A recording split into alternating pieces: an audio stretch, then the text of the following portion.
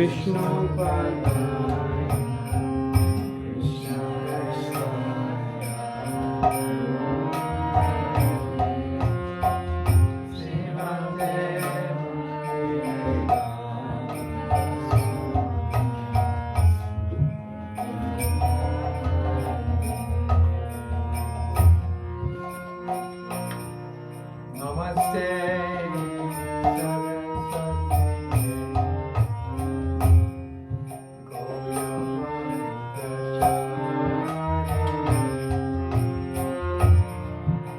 Krishna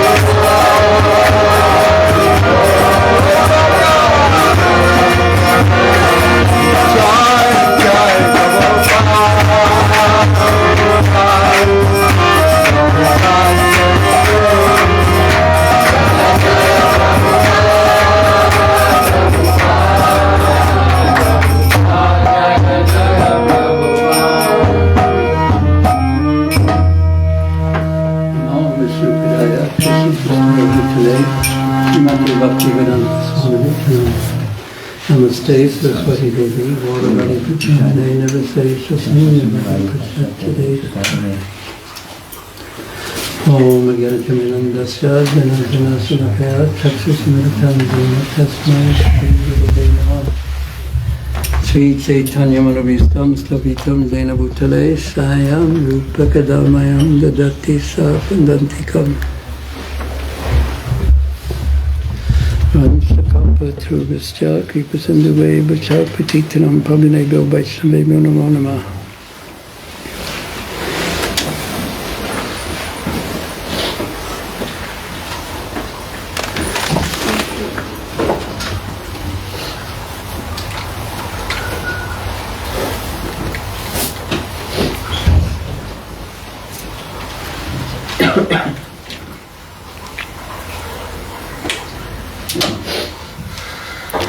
Hare Krishna.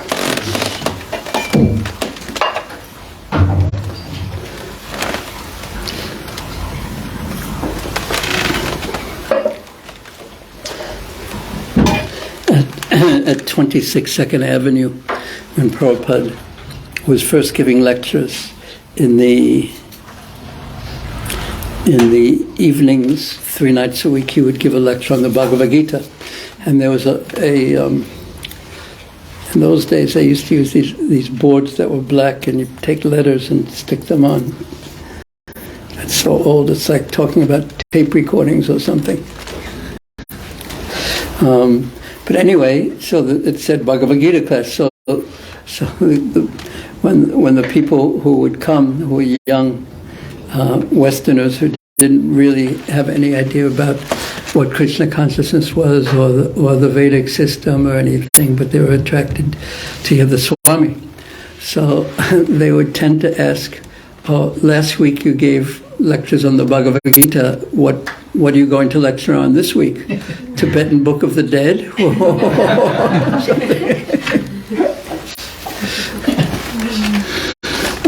But no one really understood. And still, it's very rare that anyone understands the actual path of Sri Caitanya Mahaprabhu. That begins with the Bhagavad Gita, where Krishna says, ultimately, Sarvadhamam pratyaja mamekam, you surrender unto me. What does that mean? It means giving yourself to Krishna as his servant. And that's Sharanagati. Agati means returning to our actual position in relationship to Krishna.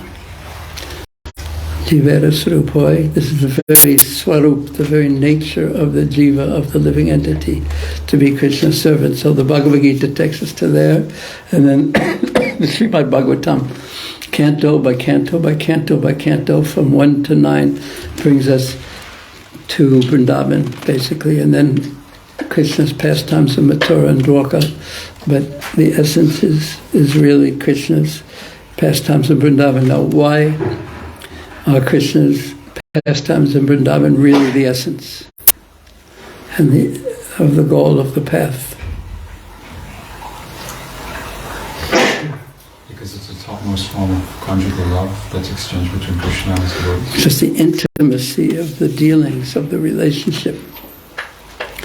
Because when you talk about giving yourself to the Supreme Lord, to the Absolute Truth, to God, to the Parameshwara, so how can you judge which path is, if one path is better than another path? How would one judge?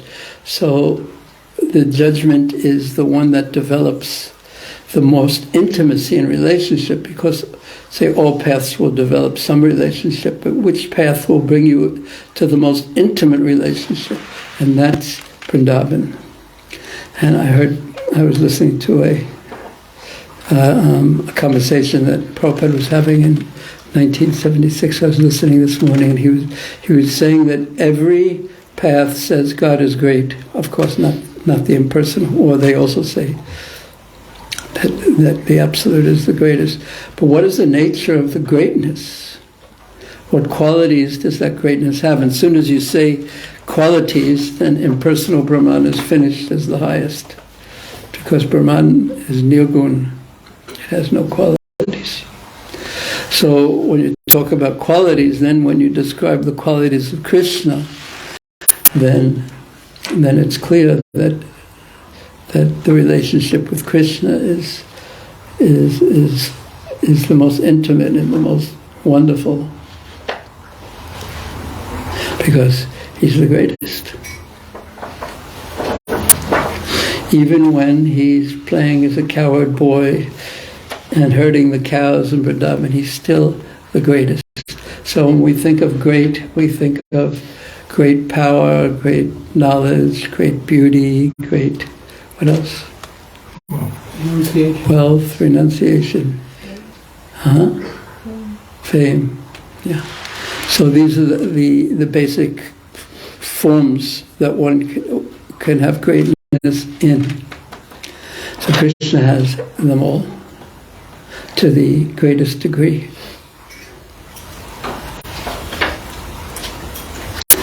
And the pastimes that the residents of Vrindavan have with Krishna, they're very intimate in the sense of they're so closeness. The bond is so close. There's no barriers, practically speaking. So Mahaprabhu, relishing these moods of the intimacy of relationship with Krishna, because the sweetness of being with Krishna is even greater than the sweetness of being Krishna. Now what's the proof of that? You have to raise your hand if you want to say something. What's the proof of that? That the sweetness of being with Krishna is even more than the sweetness of being Krishna. Yes. Sugar does not taste its sweetness. That's an example. Is an example of proof. In some sampradayas it is, but not at all. The proof that we give is mostly that Krishna himself desired to taste it and therefore came as Sri Caitanya Mahaprabhu.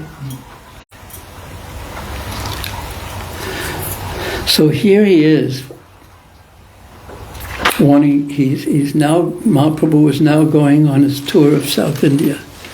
He said goodbye, not goodbye, but he's asked Sarvabhauma Bhattacharya, who is senior to him, for the order to go. Please order me to go. Please bless me that I can come back. But unless I go, I can't come back. So please bless me that I can come back happily and simply to Jagannath Puri. And then he's going. Now, there's one verse, and this is how Mahaprabhu acted continuously.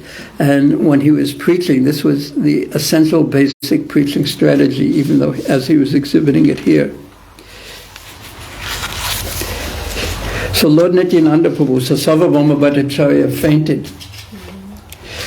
And Nityananda Prabhu, who was so kind and also very funny, brought him back to his own house. And then immediately all the devotees came and partook of Sri Caitanya Mahaprabhu's company. That means they wanted his association. Afterwards, Gopinath Acharya came with the garments and prasadam that Sarvabhauma Bhattacharya had requested that he bring to Mahaprabhu. All the devotees followed Sri Caitanya Mahaprabhu to a place known as Alalanath. Raise your hand if you've been to Alalanath. Yes.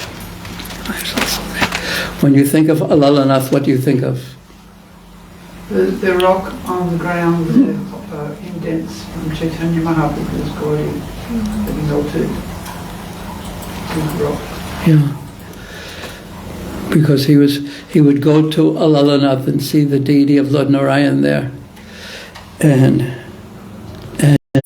during the time when Lord Jagannath was being painted right before the Rath Yatra, so no one was able to see Lord Jagannath at that time. So Mahaprabhu didn't want to be there in Jagannath Puri and not be able to see him. So he chose to be in Alalanath at that time.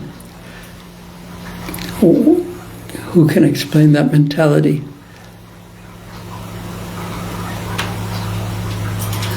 Why didn't he want to be in Jagannath Puri and not seeing Lord Jagannath? Rather, he wanted to be in Alalanath. Yes, Nicholas. So eager to.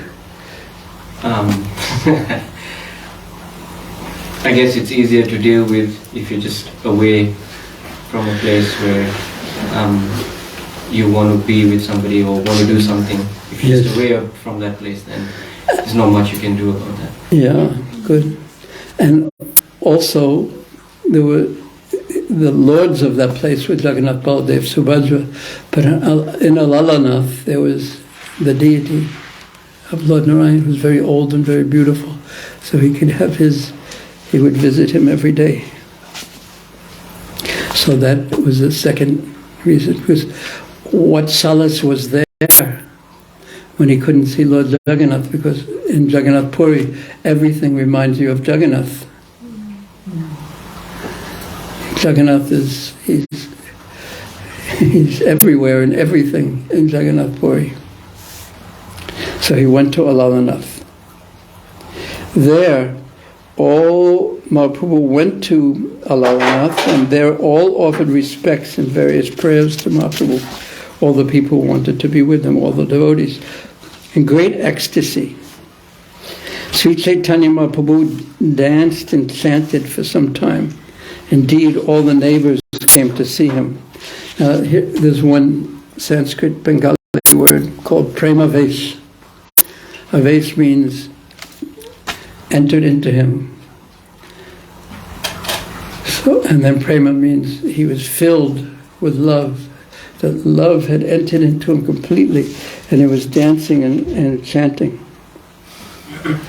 And all the people came to see him. It said all the neighbors came to see him. That was the translation. I was looking at all Vaisya, all those who lived in that area. I mean, just try to imagine what it looked like with this very tall and beautiful, effulgent sannyasi, young sannyasi, with his hands raised in the air, and he was walking down the road, and he was dancing and chanting at the same time.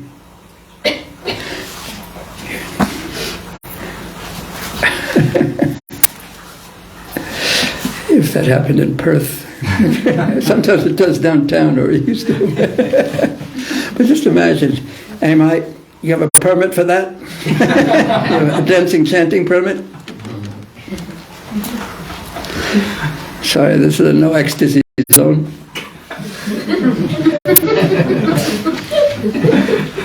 It interferes with business. But listen to this verse. Chaudikete, which means all around, in all directions. Savi loka, bali hari hari. So surrounding him, savi loka, all the people were chanting. When Mahaprabhu was dancing and chanting, all the people were bali. They were saying Hari Hari. And premavesh. What does premavesh mean? Huh? Mother? Something about love. It entered into him, filled with love. Madhye, Nritya Kari Gaura Hari. So Gaura Hari, Sri Caitanya Mahaprabhu was dancing, filled with love in the midst of all the people who were chanting Hari Hari. Here's the translation. All around Sri Caitanya Mahaprabhu, who was also known as Gaura Hari, people began to shout the holy name of Hari. Lord Chaitanya, immersed in his usual ecstasy of love, he danced in the midst of them. So they were surrounding him, and he was just dancing and chanting. And these were just people, some people had come to see him, and all the people who lived nearby, they couldn't help but be attracted to him. The body, and this is what he looked like, the body of Sri Chaitanya Mahaprabhu was naturally very beautiful. It was like molten gold dressed in saffron cloth. Raise your hand if you've seen molten gold. Only Nikunj probably. Have you seen molten gold? Nikunj, that's you, right? Yeah. Have you seen molten gold? Yeah. I knew you had. Dressed, it's effulgent. Molten gold is. I've also seen it one time. I was coming back on some plane, and it said a free, inside of the little book, booklet on the plane, it said you can visit the Perth Mint, a free pass to the Perth Mint. So I went in, and they had one of part of the tour was they showed you, they melt gold, they make melt gold, so it's molten. Did you see that? And it's really, it's amazing. It gives off like an energy, it's like an effulgence like that, and it's quite wonderful. And it matches so well with saffron.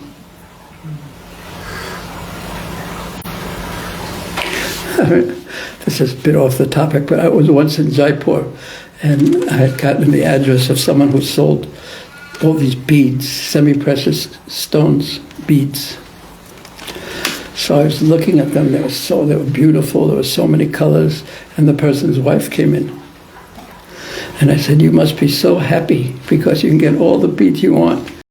She said, "No, I'm interested only in gold."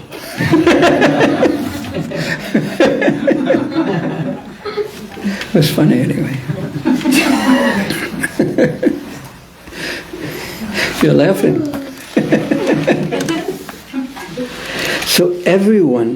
So Mahaprabhu was like molten gold dressed in saffron cloth. Indeed, he was most beautiful for being ornamented. His ornaments weren't golden, and he was already gold. So what was his ornaments? His ecstatic symptoms, which caused his bodily hair to stand on end, tears to well up in his eyes, and his body to tremble and perspire all over. So extraordinary. These are called sattvika bhavas, where the ecstasy of the soul is without going through the consciousness, is just exhibiting itself. So he's in ecstasy. Just why is he in ecstasy? He's just chanting Krishna's names. Just chanting Krishna's names. And it's so powerful, his ecstasy, that everyone around him is being affected as well. And they're also chanting in that ecstatic mood. It's like the common cold that's catching. Everyone present was astonished to see Chaitanya Mahaprabhu's dancing and his bodily transformations. Whoever came did not want to return home. What do you think of that?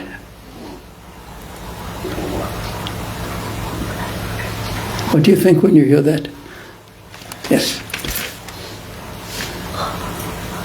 I don't have anything in mind. Just, what do you think when you hear that? The fact that they don't want to return home. Huh? The fact that they don't want to return home. Well, to see Mahaprabhu was dancing like that, and whoever came did not want to return home. What do you think of the whole scene? They were fully absorbed. There's nothing else they can think about apart from what they're doing at the present moment. Anyone else? What do you think of that?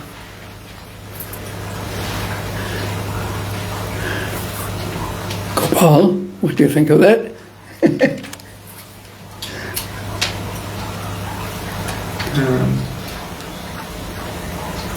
Must have been very attractive. Must have been amazing. Tears coming from his eyes. He's just dancing and chanting down the road, his body erupting in ecstasy. And why do you think they didn't want to return home? Yes. And that's always the giveaway, the scratching of the nose. They were extremely happy and satisfied. What does that mean? They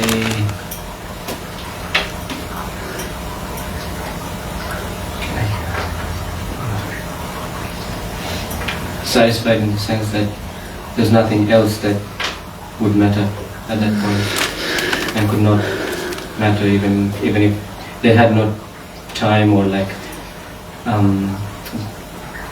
I guess the desire even to think of anything else besides what they were seeing.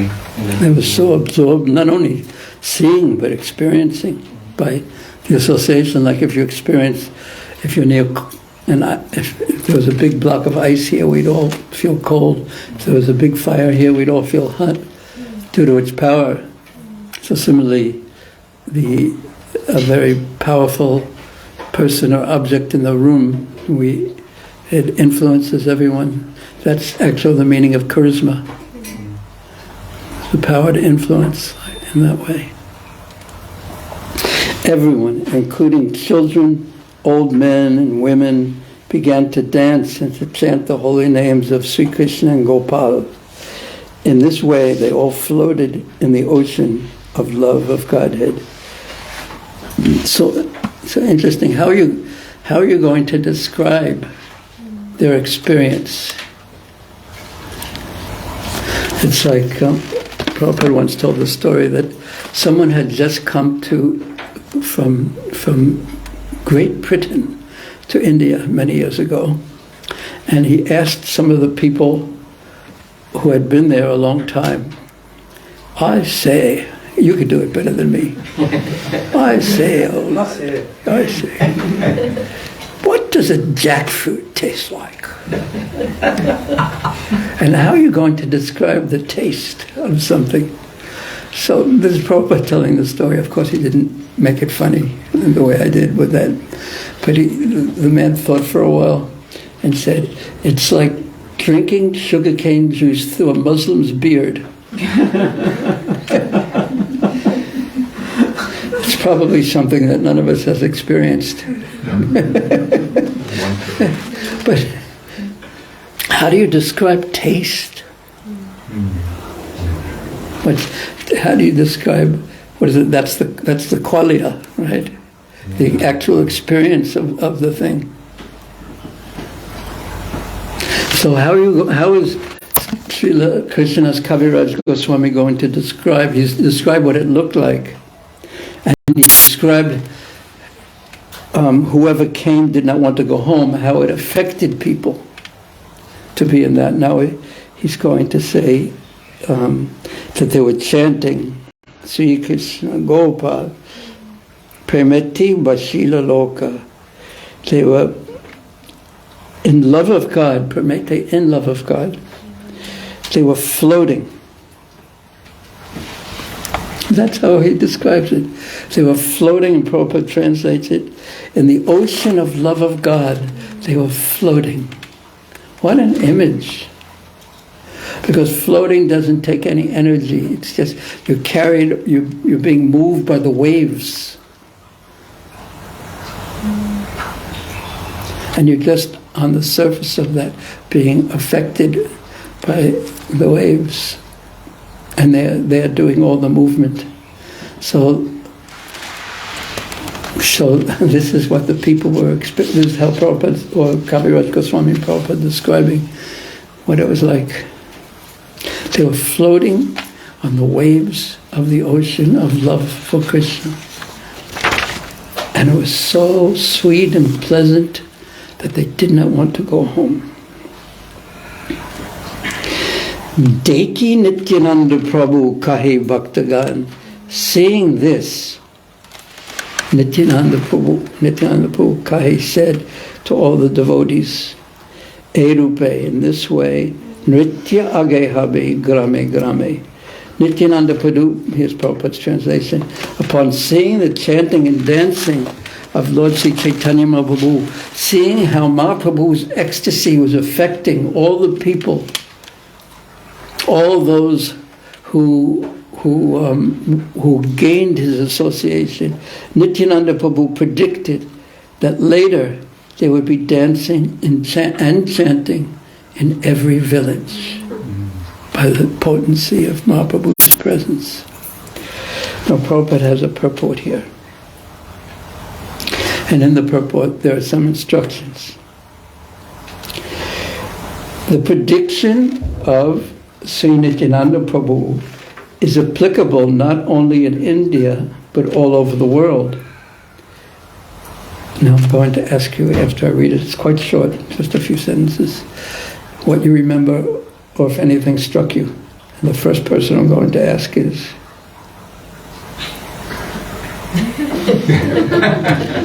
someone. The prediction of Sri Nityananda Prabhu is applicable not only in India but all over the world. That is now happening by His grace, capital H. The members of the International Society for Krishna Consciousness are now traveling from one village to another in the Western countries and are even carrying the deity with them. These devotees distribute various literatures all over the world. We hope that these devotees who are preaching the message of Sri Caitanya Mahaprabhu will very seriously follow strictly in his footsteps. If they follow the rules and regulations and chant 16 rounds daily, their endeavor to preach the cult of Sri Caitanya Mahaprabhu will certainly be successful. What do you think? What's the definition of ISKCON? Yeah. Prabhupada actually once said, without preaching, the institution becomes rubbish. He used that word, rubbish, which is not a pretty word at all. He had so much hope for his society that he started. I also was listening to him speaking about, in a very relaxed way, just speaking to some people. He said, when I came, all that they would let me take out of India when I came was how many rupees? 40. 40 rupees. 40 rupees. That's all you were allowed to take. And what are you going to do with 40 rupees in New York? No one taking rupees and changing them to dollars, and how many dollars would you get? At that time, you'd probably get 10. So what did Prabhupada do? He told the captain of the ship that I only have 40 rupees and I can't do anything with that. So I need dollars. So here's a set of books.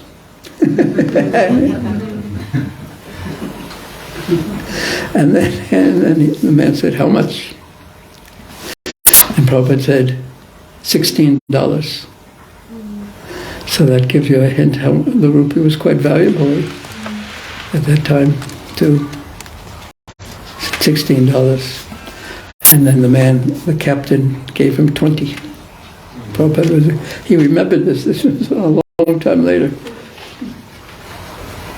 Anyone remember the name of the captain, the ship captain? He was Pandey, yeah.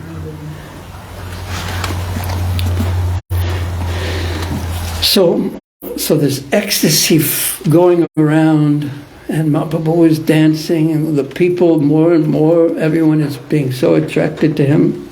And seeing that it was already getting late, Lord Nityananda Prabhu, the spiritual master, invented a means to disperse the crowd. Nityananda Gosai Srijila Upai. Upai means a method. Srijila means invented. What do you think about that? I thought it was quite funny myself. What does that mean even? He invented a means to disperse the crowd.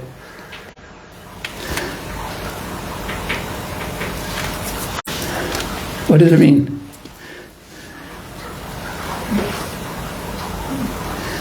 What does it mean? He came up with some kind of Yeah, strategy or story or something or another to get it done.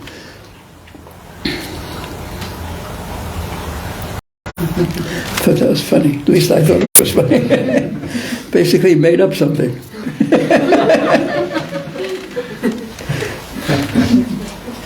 When Lord Nityananda Prabhu took Sri Caitanya Mahaprabhu for lunch at noon, everyone came running around them. So late means it was time for lunch, not late at night. So after finishing their baths, they returned at noon to the temple. What temple? Alalanath. Admitting his own men, Sri Nityananda Prabhu closed the outside door. Gopinath Acharya then brought prasadam for the two lords to eat, Nityananda Prabhu and Sri Chaitanya Mahaprabhu. And after they had eaten, the remnants of the food were distributed to all the devotees because Sarvabhauma Bhattacharya had sent Gopinath Acharya with prasadam and 4 sets of cloth. Hearing about this, everyone there came to the outside door and began chanting the holy name. Hari, Hari. There was a tremendous sound. After lunch, Sri Chaitanya Mahaprabhu made them open the door. In this way, everyone received his audience, his darshan, with great pleasure. Anande, Ashiya, Loka, Paila, Darshana, they all got his darshan. And they were so ecstatic to get it, to see him. Again, he was effulgent, he was beautiful, his complexion and effulgence was like molten gold, covered with saffron, and he was over-flooding with an ecstasy, not just trying to look like he's ecstatic, but the ecstatic symptoms were naturally coming from his internal mood. So when the people wanted to see him so much, and Mahaprabhu reciprocated and just opened the doors. And they came and went until evening, so he allowed people to come and go. And all of them became Vaishnava devotees and began to chant and dance.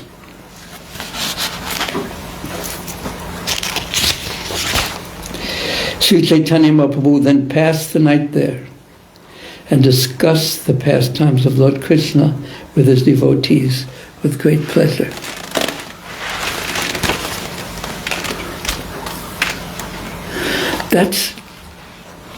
That was Mahaprabhu's life. He would chant, he would dance, he would be in ecstasy, and he would talk about Krishna with the devotees. And that brought such satisfaction. And what would happen if we started doing that?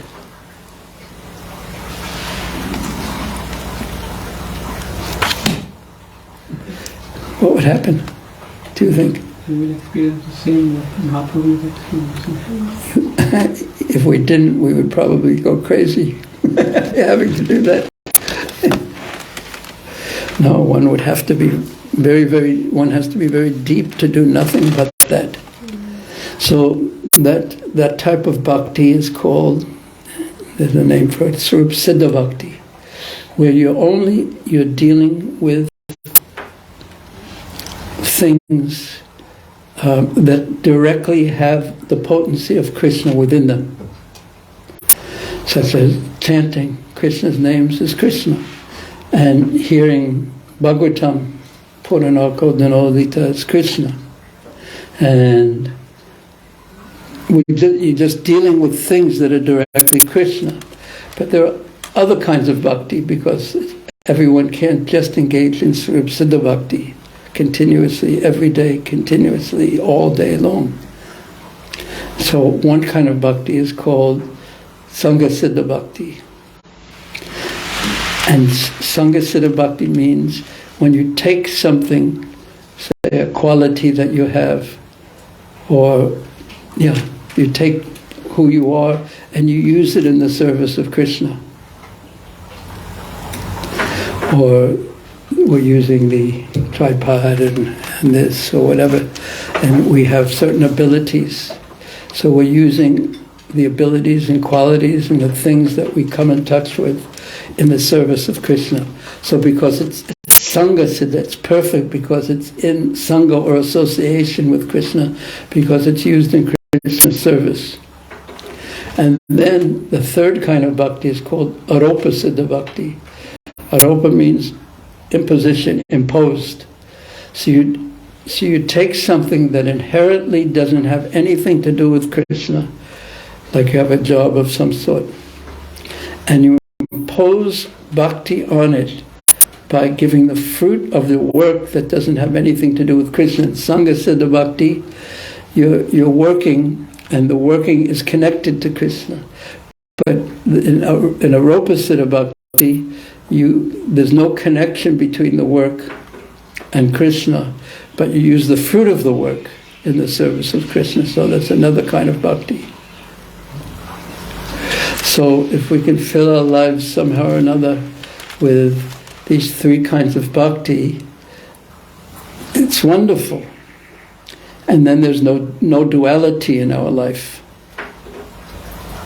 This part is mine, this part is Krishna's. So that's a goal to use, to be engaged always in one kind of bhakti or another. But the essential one, the one that's the foundational one, is the Sarup Siddha Bhakti, the activities that directly have the potency of Krishna within them.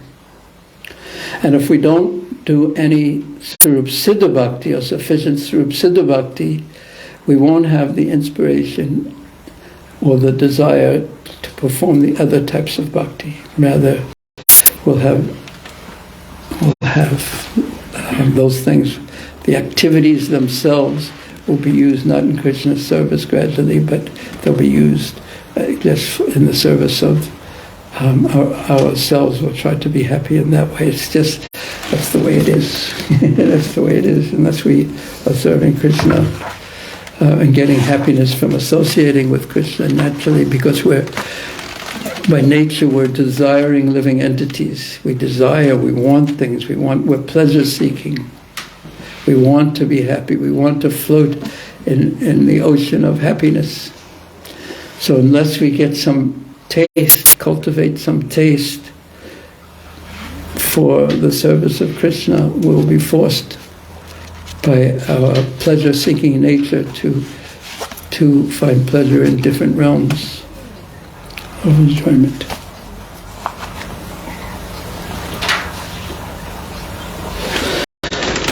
So the next morning, after bathing, Sri Caitanya Mahaprabhu started on his South India tour. He bade farewell to the devotees by embracing them. Dila Kori Alingana. He embraced all the devotees.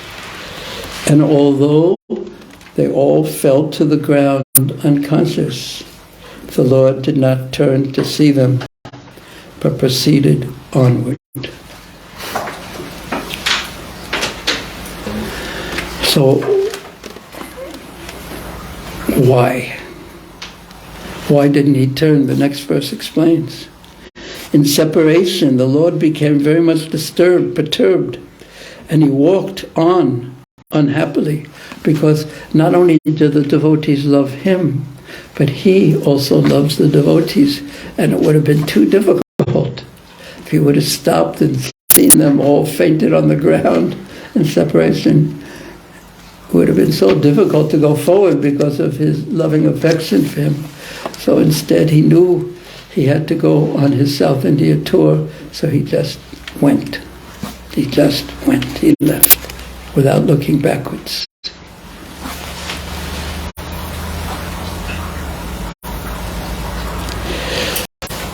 It's quite a scene, actually, when you try to see it like a movie or something like that.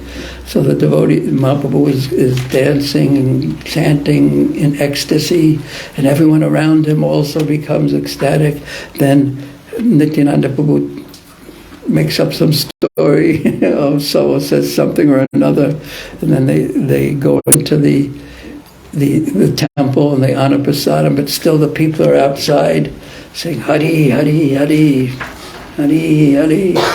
And Mahaprabhu has the door open and he chants with them, and he allows them to come and go. And then in the evening they talk about Krishna, but then the next morning he begins his tour, and he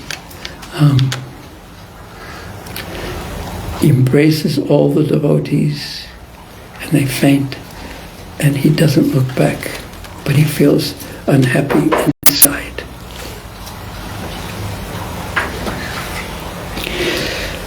So but here's the part that I thought was that really makes the scene in the movie. So the devotees are all fainted. Mahaprabhu was walking sadly forward, and his servant, Krishnadas, who was carrying his water pot, followed behind. And all the devotees remained there and fasted. And the next day, they all unhappily returned to Jagannath Puri. That's a slow fade, right? It's got to be.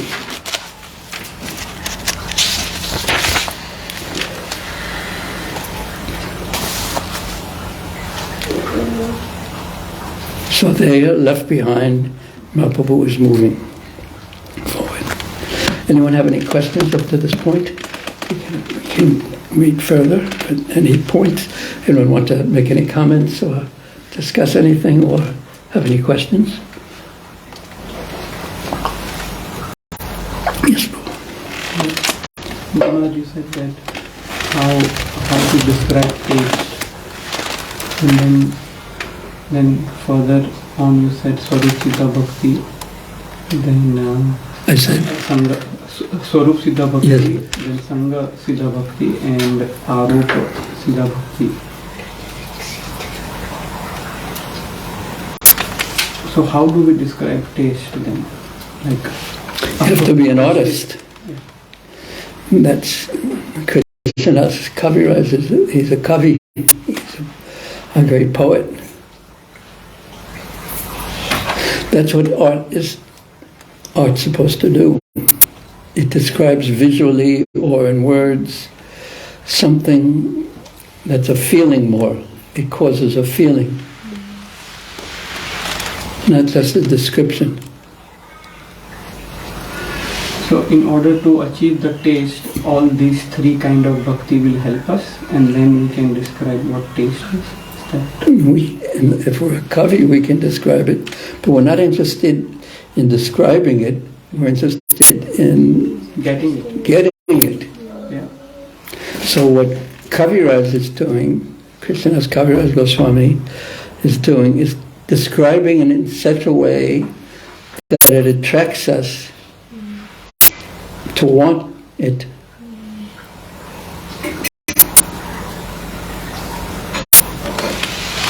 To desire it. And since our desire is the basis of our situation in the world, why it's important to hear Shastra is so that our desire increases.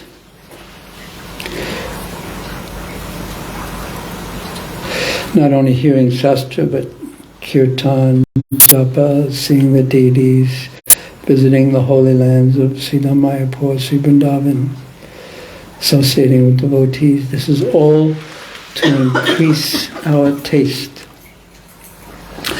And indeed, Srila Bhaktivinoda Thakur and Prabhupada, in one purport of maybe in the first canto, he says that the bhakti lata beads is taste.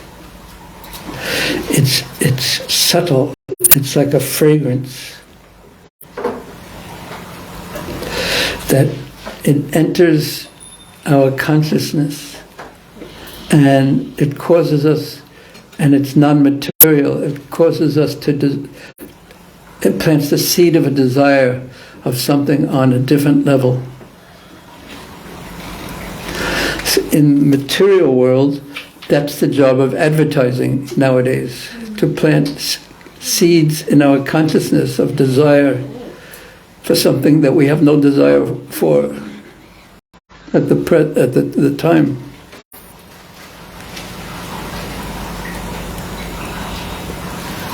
That's what advertising has to, and that's what most people who graduate university in psychology, they go into advertising. So they learn, they use their psychology to, what they've learned to manipulate people's minds. So I've noticed, if you ever, the hardest thing to advertise for is a funeral parlor. So they have to really think how to do that. Sometimes you see these ads, pay in advance for your funeral. Do you ever see any of those? So how are you going to advertise that in a way to plant that desire in your heart? And you have to really be, I don't know what, but that's what you pay these advertising agencies to come up with these ways to advertise something that no one wants in such a way that they'll part with their money and get it. What do you think about that? That's what life is like then. Getting influenced all the time. Yeah. And by the way, we're signing people up for their funerals after that. And we have a special deal for everyone who signs up right after the class.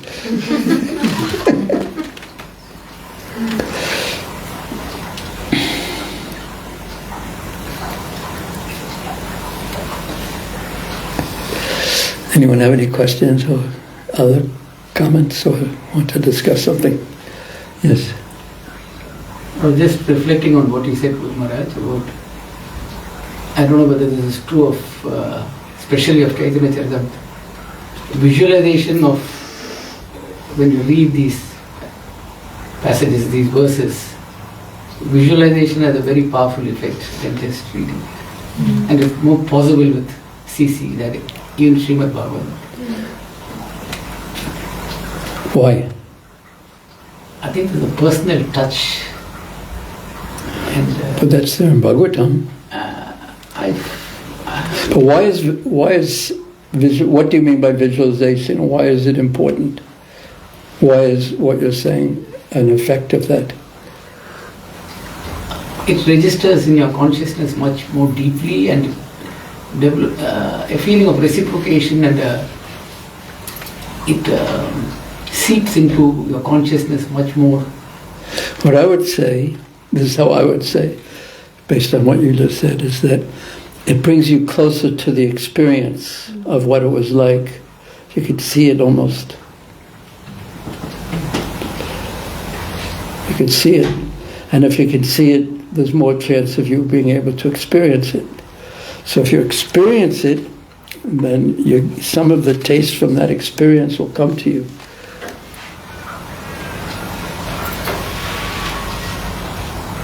That's how I would describe it. So I agree.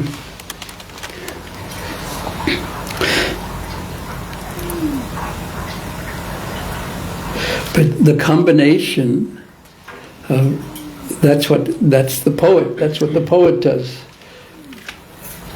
He makes words into an experience. So that's what an expert musician does too. Even without words, if you're tuned into that, you experience something. Or an artist, a painter. So most of the experiences people have of this world are of this world. And what the great transcendentalist does, and I'll make a comment about that about Srila Prabhupada in that regard, is that he by his presence, he causes you to desire something of a different realm. while everyone is caught within the limited sphere of the material realm and has no true conception of the spiritual realm, the transcendental realm, but a great soul, he carries that with him. That's Krishna Shakti Nayavina Tav Pravatana. That's the empowerment of someone like Srila Prabhupada. He was carrying something with him that caused people to desire, to change their desire and desire what that he had something of a different, from a different realm, from a different sphere, from the spiritual world, from Goloka Vrindavan. And then, in Prabhupada's case, what he also did is he was Tirtha Bhutani Tirthadi Swayam Evas Svanta Evas Pradavata. Svanta Eva Gada Brita. So he's like a walking place of pilgrimage, because he carries always in his heart he who holds the club, the Gada. So then Prabhupada also established fixed places of pilgrimage, and those were called the temples, where the deity is there, and the kirtan goes on, and the Krishna Katha goes on. So those are all Sarup Siddha Bhakti items, where people can come and directly experience a flavor or a fragrance from a different realm, from the spiritual world, and that will increase the desires of the people, because life has its way of teaching us. And if we don't have the spiritual, increased spiritual desire and increased spiritual taste, then the sufferings and tribulations of life just make us miserable and cynical and depressed. But with that addition in there, that there's the fragrance, not just a faith. It's like if there's a rose and the breeze comes and it carries the fragrance of the roses or the jasmine bushes. So someone could say, well, you say there's faith there, there's jasmine there, there's roses there's gardenia, gandharaj there. And more people will say, or some people will say, oh, that's just your faith. But of course there's a subjective element to it. But it's not just your faith, you've just experienced the fragrance of it. And then you say, no. And they say, yes.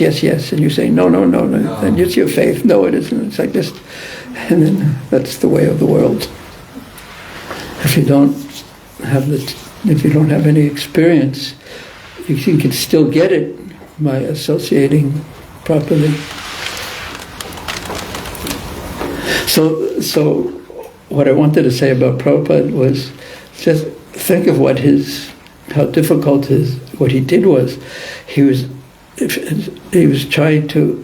was selling something, so to speak, that people had no idea what it was, had no interest in it, and he told them it's very easy. It doesn't cost anything, but actually the cost for the full product is everything. But if you tell people how much it's going to cost right in the beginning, it makes it even harder to get people, because they don't want it in the first place. Especially when you actually start reading the later parts of Caitanya Caritamrta or some of the other Goswami literatures, or reading the comments of the acharyas in the 10th canto. It doesn't even sound like anything that anyone would want. Like Srimati Radharani is crying, and Mahaprabhu is crying all the time, and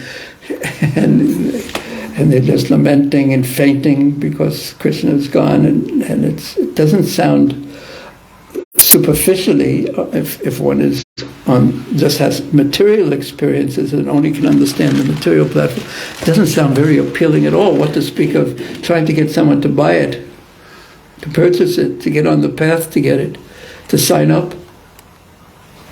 So that's really meant for deeper things. So Prabhupada was, by the power of kirtan and prasadam and his personal association, he really did it.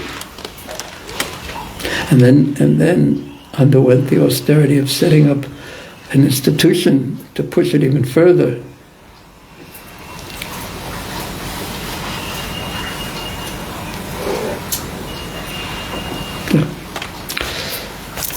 Any further questions or comments? Yeah. In continuation with this question, we normally say that our process involves a lot of hearing, and that's the basis, but it feels like visualizing, seeing, makes it more real than just hearing. And you're also saying that a good kavi can do that.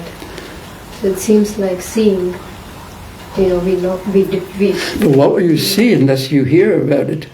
But Prabhupada also said the paintings were windows to the spiritual world. But what will you see without looking through that window? What will you see without hearing the descriptions? What will you see? What will you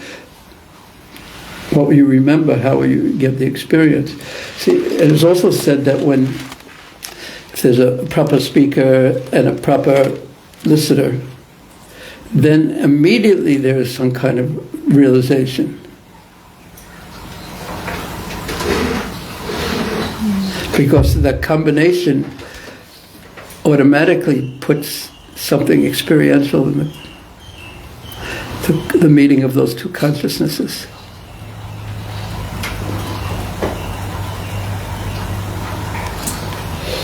What do you think?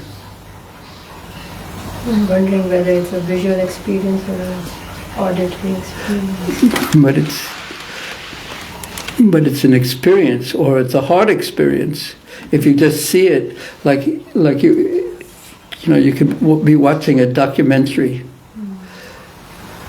of bombs going off and people being destroyed and houses being destroyed, and you can sit there and eat your popcorn because you're seeing it. But the experience isn't there. The point is the experience.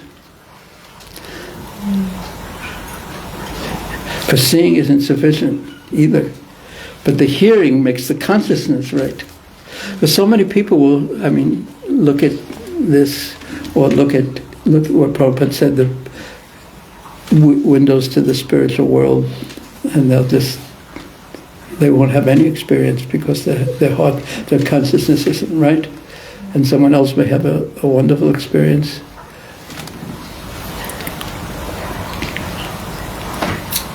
And it's the same thing with hearing too. So it takes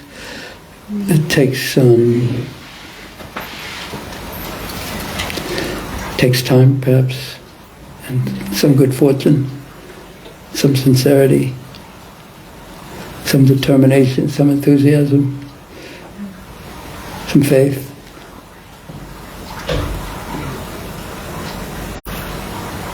So did I speak around your question, or did I answer it? It's not just seeing, but it's not seeing.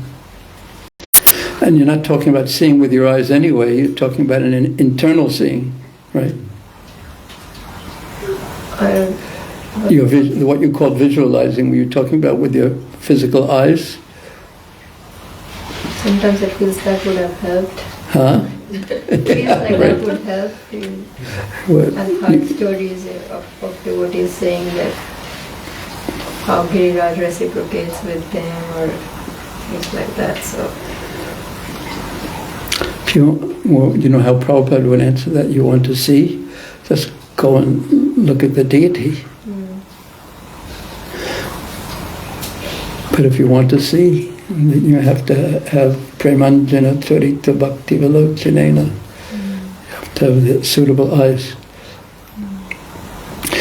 Like when you look at a civil a drawing that was civil engineering type of a drawing made by a draftsman, you see one thing, and other people will see something completely different. You know, it's just a matter of lines or the numbers that a mathematician sees. So it's not just seeing; it's having the consciousness to see. And for the person who has the qualification, the seeing what he sees is obvious.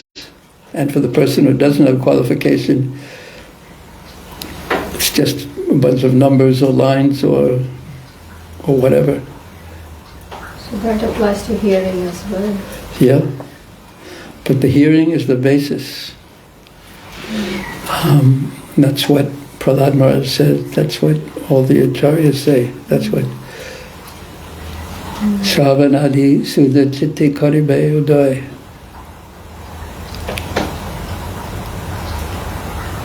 But there's Shravanadi, the other processes also. But no one says just seeing, because it's so easy to get cheated if you're just interested in being just in the seeing thing. I mean, there's so many magicians. Do you get have you ever seen any really good magicians? Sleight of hand. Have you? Where? YouTube. Where? YouTube. Oh, yeah. Quite amazing, huh?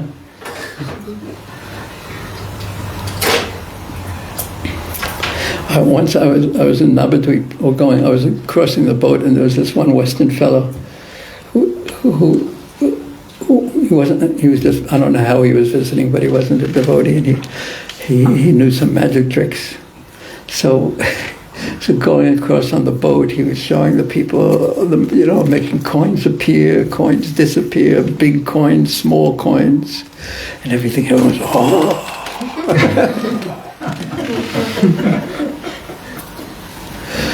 So it's easy to.